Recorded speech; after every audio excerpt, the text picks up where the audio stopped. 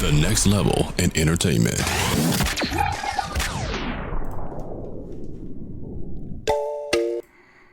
You're listening to the PR.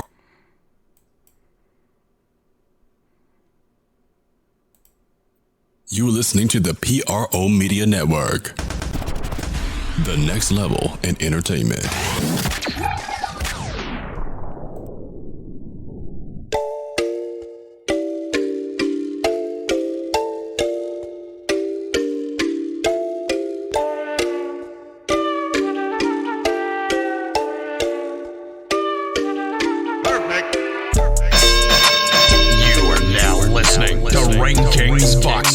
On the PRO Media Network.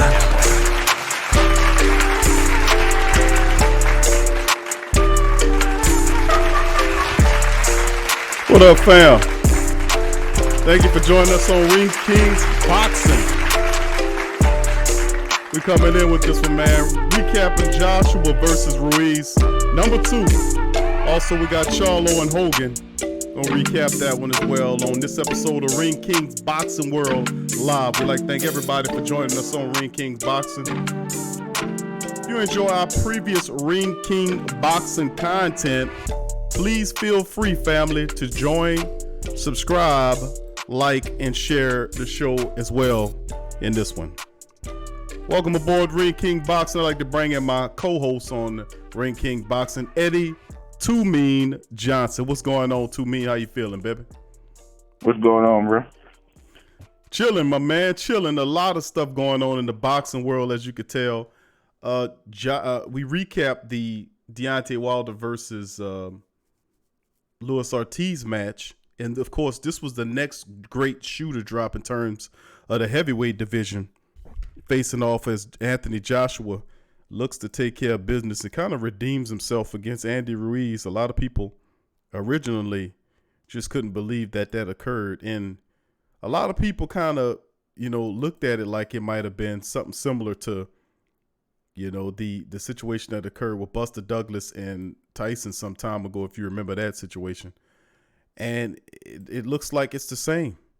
He took care, and Anthony Joshua came into this fight a lot slimmer, trimmer, faster, meticulous. He had it on his mind. He, didn't cut his hair. He didn't care about the pretty boy stuff. He came in here and just took care of Fat Boy Ruiz. And I say Fat Boy Ruiz because he came into this fight massively overweight, coming to this fight weighing more than he ever did. And the reason this is, it just really floors me, because now it brings up the issue about it being a fluke or not, and people, and how dismissive are they going to be of Andy Ruiz, who came in this fight like he did. Now, before we get into it, like I said, we're going to recap this fight with stats, facts, breakdown. We have the CompuBox punch stats we're going to go over on Joshua Ruiz. Number 2, we got full interviews. Well, we're going to play for them. Anthony Joshua will be first up, followed by Ruiz. And, of course, we'll recap Charlo as he gets a knockout win versus Hogan this past weekend. So without further ado, let's get right into Ring Kings Boxing. Family, like, subscribe, and share. Hit the like button, and here we go. Now, to me, man, this was a really interesting matchup, man, because Andy Joshua had it on his mind to get his belts back. That's what he talked about. And, he's a really polite cat, man. So he was talking a lot of stuff, Ruiz was talking a lot of stuff, and I guess Ruiz kind of pissed him off, I guess, a bit. But he came in this fight, he trained, he was smaller, he was faster, and he was on point with his in this entire fight, man. He fought a meticulous fight. It almost remind me of the type of fight that he had when he fought against the likes of Joseph Parker. If you remember that fight when he went on against Joseph Parker, that was a really kind of reminded me of his approach in the fight. Now, he regained his IBF, IBO, WBA, and WBO heavyweight titles effectively over 12 rounds. 65 of Joshua's 107 landed punches were jabs. He averaged 23 per round. Ruiz managed to land or average about 5 punches per round, throwing just 22 per round. Before we get into the heavy particulars and stats of the fight, here's Anthony Joshua after the matchup. Here's here. But I expected more from you as a professional boxer. You won tonight.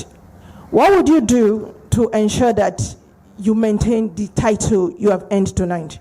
What strategy will you put in place to ensure that you maintain it? It's difficult to answer that question because when you're facing all challengers, different sizes, different styles, some people are pressure fighters, some people are counter punchers. In boxing, you're going to have good nights and bad nights in the heavyweight division. So all I can do is try my best, make my prayers, stay dedicated, and just do it for myself. You know, if I box for the crowd or box for people's opinion, then I might not have been victorious tonight. I boxed in my own game plan, I trusted my own process, and now I'm the champion. So I'm just going to follow my own instincts while I'm boxing. Anthony, on the other side, what a great fight you had tonight. I noticed that you were able to keep the distance between you and Andy Ruiz. Was that part of your strategy? Because it seemed like it was working very well for you. Look, I can knock people out when I want to, and I can box when I want to. So tonight was just about winning and trusting my process. I know maybe I could have done more at times, but sometimes simplicity is genius. And that was the motto, is keep it simple because it's going to lead to a genius performance. So it was outclassing the current champion and just kind of proving to myself is that every time I step in the ring, sometimes I may take a loss, but if I prepare myself well, I don't think anyone's going to beat me. And I just took it back to the old school 70s style. Boxing, sweet science, hit and don't get hit. That's the name of the game.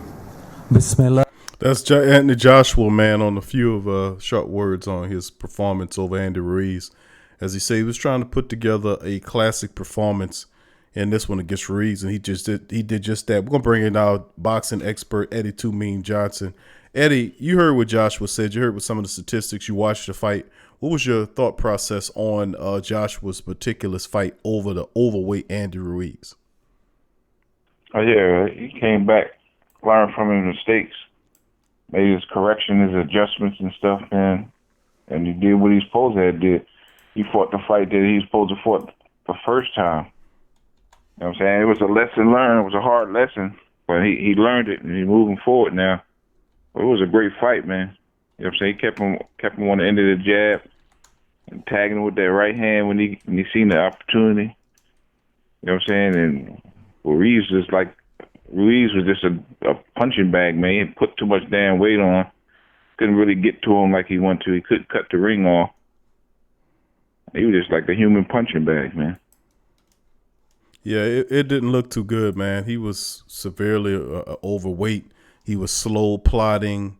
Let me finish up with some of the statistics and some the fight dealing with Ruiz, averaging 5 punches per round and throwing just 22. 5 punches per round, throwing just 22 per round. Andy Ruiz. Now it was just man, it was crazy. Now he got his revenge. He boxed his way to a good victory and took care of business in Saudi Arabia. And you look at the total punches landed and thrown according to CompuBox statistics. It was just through the rounds.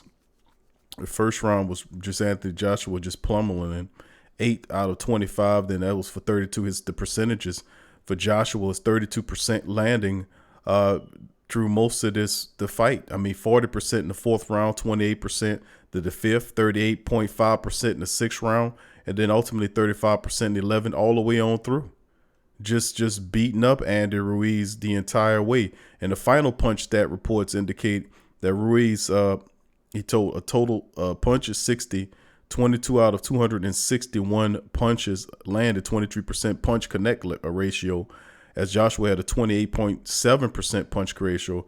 Total jabs landed, the percentage for Ruiz was 17.6 versus Joshua's 24.1, and power punches landed 41% for Anthony Joshua versus 28.5 by Ruiz. And it was just a meticulous fight. And Anthony Joshua, actually, if you watch the couple of rounds in their first matchup, Anthony Joshua was employing the same similar strategy, even floored Andy Ruiz for the first time in his professional career, fighting ultimately before he got a little overconfident and allowed Ruiz to get close to him, which he's at a disadvantage. He was doing this massively in the first fight which kind of wrung my brain wrong to hear all these people saying that he needs to go fight a lesser competition and come back. If he had done that, he would have lost an opportunity to fight Ruiz. Ruiz would probably ran from him. Went to Joshua. He would have fought Deontay Wilder, and he would have to go with Deontay Wilder. That was absolutely silly. And you hearing former people got their ass whooped. Man, you talked about this a couple of days ago when Lennox Lewis ultimately, remember when he fought Hakeem Rockman, and Hakeem Rockman rocked his ass, took his belts, then ran from him and was talking mess to him, and they got into the scrap over the table and all that kind of stuff. And he ultimately finally got him back in the ring where he finished him off. You tell Lennox Lewis to go fight lesser competition and any champion to go and right their wrongs and fight somebody else before they get back. That's just absolutely stupid. And I heard a lot of pro boxing, former boxer people telling this man to do that, and it floored me. I was like, nah, he don't need to do that. He just needs to fight the fight that he needed to fight originally was to fight Andrew Ruiz from a distance, and Ruiz didn't have a chance. But anyway, before I give Eddie that chance to respond to that, here's Andrew Ruiz on his thoughts of what happened in the fight.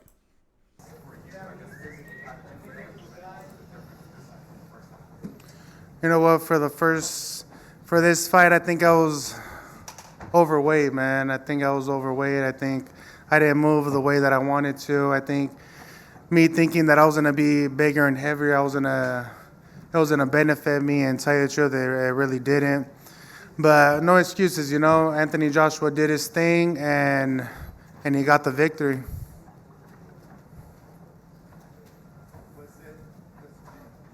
Obviously, pictures you looked a lot slimmer. Were you slimmer and then you put on the weight, or was that just? I was slimmer. I put on the weight, and it was my mistake, you know. And you know, I think I felt too confident and all that, but I think I should have trained harder. I should have did and listened to my team and to my coaches, and you know, nobody really knows about the training that we had, you know, but we did the best we can, and I just can't wait for the next fight. You know, he won one, I won one, so let's do the trilogy. Andy, last question for me. What did you guys say to each other in the ring afterwards? You guys were hugging, you guys had a real deep conversation. What did you guys say? Exactly, that I won one, he won one, and we're gonna go to the third one. Andy Ruiz with Los Angeles, ESPN House here. I just had to ask you, you are the most challenging opponent for Anthony Joshua. You know, from all his fights, he usually knocks out people who goes the distance, but you in particular, you know, you beat him, you knocked him out, and this fight tonight was struggled a lot. So, like, it was pretty close. I really thought that you would have won. What do you think is different about you than all his other opponents? What is it that you have over his other opponents that's causing this? I think just the heart that I have, you know. I'm not scared of any of my opponents, you know, and if I would have let my hands go just like I did on June 1st, I think I would have won this fight. And like I said, I should have trained harder. I should have listened to my coaches more, and maybe I shouldn't have put on all this weight that I did, and I would have been more faster, and I would have thrown more. I got him hurt a few times, and I let him survive. So I think that was one of the mistakes that I did. But like I said, I won one, he won one. Let's do the next one. That's Andy Ruiz, family. Me personally, I don't want to see his third fight of this. Now, to me and you chime in and let me know, but I definitely don't want to see a third fight between Andy Ruiz and Anthony Joshua. It makes no sense. I mean, the reality at the end of the day is the fact that Ruiz is more people are looking at Ruiz like Buster Douglas than they looking at him as what you would see a trilogy like from a fight like the Thriller in the Manila or something like that. That is not. I don't want to really see that, and I'm pretty sure a lot of boxing fans don't want to see that either. You know, there are a lot better fights out there besides Joshua and Ruiz. We had an opportunity to digest it. The first match was a surprise because of Anthony Joshua. It was not anything Andrew Ruiz did. I mean, but fight his fight once he got close enough. But that's to the follow of Anthony Joshua. Had not Joshua dropped his guard and started altering his game plan from the first couple of rounds when he floored Ruiz, this could have been a similar result. He could have knocked him out easily in the first fight. You know, the second fight showed what he did basically in the first rounds, but a lot slimmer. I mean, for him saying trilogy, and I don't hear Hearns and them talking about trilogy. That's him running up with the trilogy stuff. Stop it. You had an opportunity, Buster. That's like Buster Douglas running at Holyfield saying trilogy. No, it's no trilogy. You lost the fight. It wasn't even competitive. You saying that you let him survive. No, you didn't want to get in. You didn't want to attack him like you were supposed to because you were too heavy. You wasn't conditioned enough to cut off the ring. So it wasn't like you let him survive. No, stop it. The reality of the situation is you didn't have the conditioning to cut the ring off to do anything against a fighter that was a lot in better condition than you were.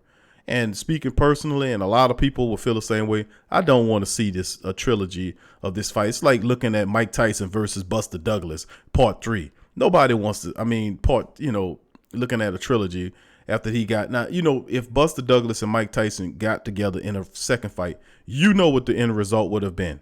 If he had not went to prison, what the end result of that fight was going to be. Buster Douglas would have got his ass whooped by Mike Tyson in that rematch, just like Holyfield whooped his ass. And that's like that happened. And then the third fight, he's saying, well, come on, let's do a trilogy. No, it's no trilogy. Game over for you. You didn't take it seriously. And this is like one of those situations which you might not ever see again. Two-Man, what's your thoughts on that? Yeah, Ruiz, he want that lotto money, man. He won the lottery. He tried to get some more lottery money. He got lucky and caught him and shit. The first fight, second fight, show you what he really made of. You know what I'm saying? He came in overweight. He didn't train. He said he don't want to make excuses, but he was making them. I'm like, you know what I'm saying? You should listen to your trainers more. I'm like, this is the biggest prize in sports, the heavyweight championship of the world, man. How you not discipline yourself to you know what I'm saying, to make sure you're in the best possible shape? I mean, everybody knows that's the biggest prize in sports, man. So he was making excuses, man. And that just show you what type of dude he is, man. It just came out. He's not on that level. Yeah, you know what I'm saying? I'm disappointed. I'm like, come on, man.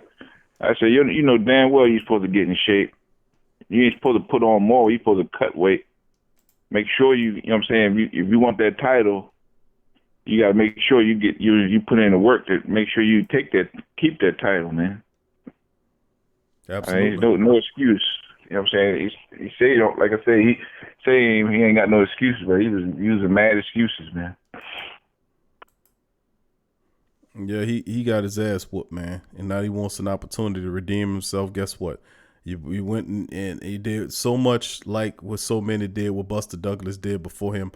It's the same scenario, and people were thinking that, is this guy really for real, or is he just a flash in the pan? Well, guess what? You just vindicated all of the guys out there who said that you was a flash in the pan fighter who just got lucky and was able to win the fight, because you could not even come close to duplicating the success that occurred in the first fight due to the fact that Anthony Joshua allowed him to come in there. So Joshua could, and he said it in the interview that he could have knocked Andy Ruiz out if he wanted to. He knocked people out all the time, but he wasn't going for the knockout. He was playing it cautious, similar to the fight when he fought Joseph Parker, who also beat Andy Ruiz in a controversial fashion. So Ruiz, no, there's not going to be a trilogy. He's going to probably move on to fight bigger and better competition in terms of people like Alexander Usyk, who's waiting there as one of the mandatory. There's several mandatory candidates for these belts that have been tied up because of the unification bouts. But anyway, also, before we leave a sidebar information to leave that, Deontay Wilder was also very livid about the fact that Ruiz didn't train for Anthony Joshua. Deontay Wilder wanted the fight, the unification between him and Ruiz. And to be honest with you, I really wanted to see Andy Ruiz win this fight. I mean, really, seriously, it's just, I wanted to see it, and I wanted to see it because of the fact that it would give us an opportunity to see unification soon, maybe as early as next year. He could have postponed his fight with Tyson Fury, which he said that he would do if something like that were to happen. But it's just amazing to me that Ruiz lost. Now unification, because both these camps, both trainers, so much politics between Hearn and Shelly Finkel, not liking each other, that I don't know if this fight will ever get done. And I think the public pressure will force it at some interval, maybe later on next year or possibly in 2021 for it to get done. But that's a damn shame if that's the case. That's why I was kind of cheering for Ruiz to kind of take it. So, man, you know, what can I tell you, man? Deontay was upset about Ruiz's training, about how he kind of didn't like he just basically went and made excuses on what the hell happened, and you know, and not training, not taking his craft serious enough. I mean, he just really just went off on him. He was really upset by that. But and I'm in true boxing peoples, especially in the heavyweight division. You want to see unification. I want to see those belts unified. I want to see one champion. And now that the belts are back in two different, you know, they're out of the PBC, Deontay still has his belt and Joshua has those 4 belts. And, you know, then Fury's lurking about, which is he not really in it as far as I'm concerned. People got liking Fury because of his big mouth. But you look at the guy's resume, he's not fighting any fucking body. Bottom line. He's just running his mouth. Don't get caught up in the running of the mouth. He's not fighting anybody. Look at the fights that he's taking on. He's not fighting any world-class fighters. His fighters are ranking in the 20s and 25s. He's fighting guys that's not serious contenders. He's not going to fight a Luis Ortiz. He's not going to fight a Andy Ruiz. He's not going to fight anybody, even a Jarrell Miller. He's not fighting any serious heavyweight competition yet, running his mouth. That's the problem I have with Tyson Fury. But as far as Ruiz is concerned, there is no trilogy, fam. You know, you blew your opportunity at this, and it's too bad because we wanted to see unification. I really wanted him to win it because at least we'd have seen Wilder and Ruiz fight to unify the title. Now we have to deal with the politics behind Hearn and Shelly Finkel trying to make a fight happen, and it's just sad. But anyway, moving on to the next fight, which was Jarrell Miller, the recapping of Jamal Charlo against Hogan. And of course, Charlo scored a 7-round stoppage of Dennis Hogan. And, you know, that was a pretty good fight. Now, Jamal Charlo, he's 30-0, 22 knockouts, made a statement in a Showtime main event, knocking out Dennis Hogan 28-3-1 in 7 rounds in spectacular fashion to defend his WBC middleweight title.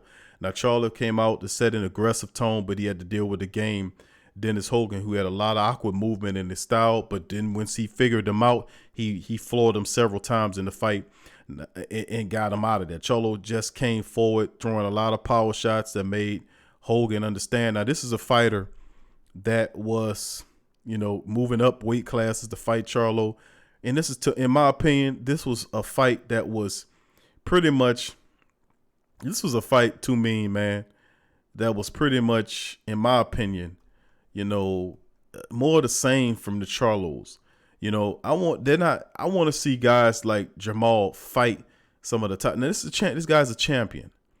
And, you know, I want to see him fight serious contenders and not people like Dennis Hogan, no disrespect. What do you think about that? I feel the same way. He need to fight some top guys out there. They say they want to be champ. Like, where's Triple G at? He want to be middleweight champ again. I mean, undisputed like he was. Like, why ain't he fighting Charlo? He got one of his belts. I'm like, come on, man. They need to make these big fights happen and shit. I'm tired of this. You know what I'm saying? People running this shit like it's a damn Fortune 500 company and shit. You know what I'm saying? They all just about the money and shit instead of giving the fans what they want, man, what they need.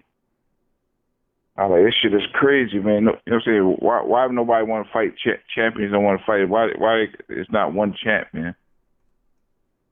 You know what I'm saying? They all about the money and shit. I mean, which is, you know what I'm saying? I mean, it's a good thing you get money, but come on, man. Up there ducking and dodging, then you want to be ranked in the top pound for pound list. I like, you don't make that list, man, by ducking people and shit, man. That shit pisses me off, man. You know what I'm saying? You ain't gonna go down as great in the Hall of Fame if you ducking people and shit like that, man. They fight the champions out there. May the best man win. And no doubt about it. That's the idea. I agree with you on that too, man. I think that, it's a lot of running going on in the boxing game, man. Seriously, a lot of running.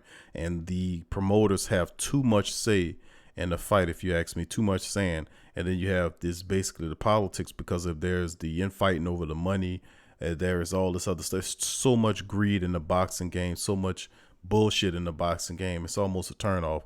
But let's listen to Jermall Charlo after the fight, his thoughts about knocking out Hogan. Ask you, tell us about that. I might as well ask you questions. Tell us about that left hook that you had to put away Hogan. I mean, my goodness, it was a vicious left hook, landed right on the button. I had a couple of different game plans coming into the fight. If he decided to fight me, then I would box him. If he decided to box me, then I would slug with him or whatnot. I really just wanted to have fun in this fight, and that's what I did. I thought about it early. I thought about doing it a little bit earlier, like turning on the gas and going and get him. But then, I want to, do my thing this fight. This fight was all about me. Dennis Hogan showed great heart, stepping up to me and trying to fight me. And he was a little slippery, a little tricky, but I figured him out. Like, he did exactly what leprechauns do, and that's exactly what I felt like, So I figured him out. He got his issue tonight, and that was it. Moving on. 30, I told you. You know what I mean? Champ, right here. When he was doing all this stuff, that posture, do you think that was fake bravado in the first 2 or 3 rounds? Like you caught him with that left the first time, and he said he popped up like I'm not hurt, but you kind of laughed him off. Yeah, that was like the 4th round. We setting him up. Getting closer to him with the jab. He had a little awkward movement. When I mean awkward, it wasn't nothing I wasn't used to, but it was just his movement was not like normal. He would try to he had like a survival tactics from the beginning, and I could have just stepped back and did what I had to do and land a shot, but I wanted it to be precise, and I got him out there with the left hook. It was something I always I love my left hook, so I'm glad I got a chance to land it on him. Would you fight Devinchenko, the cat that really beat Triple G? Man, I'll fight anybody, dude. I'm a boxer, man. I fight for a living, dog. You know what I'm saying? Like, I'm not scared of nobody, you know what I mean? I got the WBC belt. I earned this belt. They could have said they gave it to me or whatever. I put myself in position to get this belt. I moved up from junior middle, just like the dude that just moved up to fight me. So, you know what I mean? It is what it is. Like, don't let the politics and the network and all that stuff fool you, man. I'm here to fight. Jermall Charlo couldn't have said it better, man, and that's exactly right, man. That he's a fighter, he's here to fight. Don't let the politics fool you, and they know exactly the case, because a lot of people are ducking that man. They're really ducking that man. They won't see him, but you can't duck him too much longer. He's sitting there with that WBC belt in his hand, so it's good. Hopefully, we can see some really good fights from the Charlos, because I really want to see these guys dig deep. Now, of course, there's the upcoming bout. We won't talk much about it, between his brother and Harrison. That's that's coming up really soon. That's going to be an interesting bout that we're going to preview as well. So all that'll be coming down the line. But Eddie, as far as the Charlos are concerned and the upcoming fights, you made mention of Triple G saying that he won his belts back, but Triple G's not seeing a payday with Charlo. He's not seeing a payday with him. He's still steadily looking at Canelo Alvarez.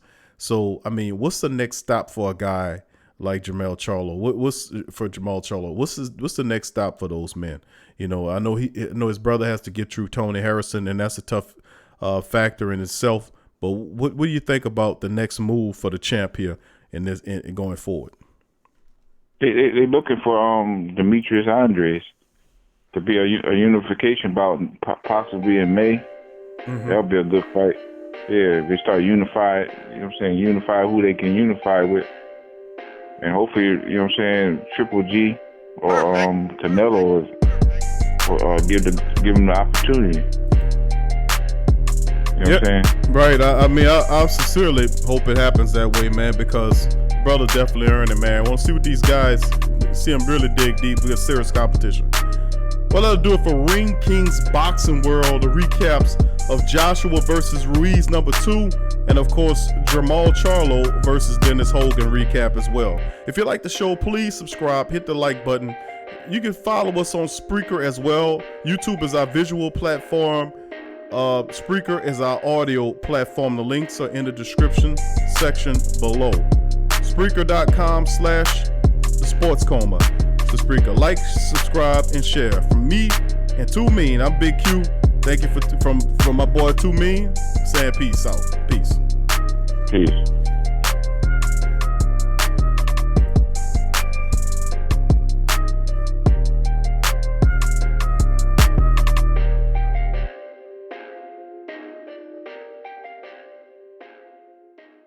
You're now listening to the Ring Kings Boxing on the PRO Media Network. What's up, sports world? The PRO Media Network is on a mission to reach 10,000 subscribers. So besides our regular programs like the Sports Coma with Big Q and the guys, the Pelican Post Game Report, and others, if you enjoy our content, please donate at our Patreon page. Also subscribe, comment, and share. And help the PRO Media Network reach 10,000 subs. Peace. TheWhoThatDaily.com. That's right, TheWhoThatDaily.com. Your one-stop shop for everything New Orleans Saints, New Orleans Pelicans, LSU Tigers, and even the top-flight boxing news. So if you're a Who That and you're looking for a place to stay up on your team, TheWhoThatDaily.com is your site. TheWhoThatDaily.com for the sport Who That